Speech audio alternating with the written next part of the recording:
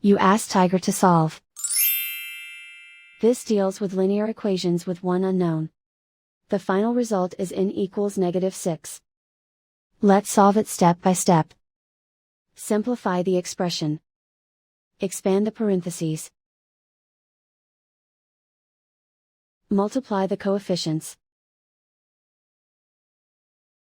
Simplify the arithmetic. Group all constants on the right side of the equation. Add 28 to both sides. Simplify the arithmetic.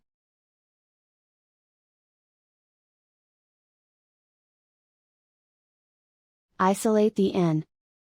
Divide both sides by -8. Cancel out the negatives.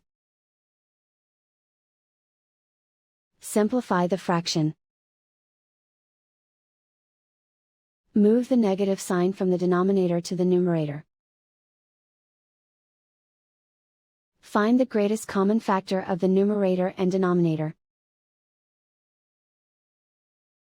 Factor out and cancel the greatest common factor. And so the final result is n equals -6.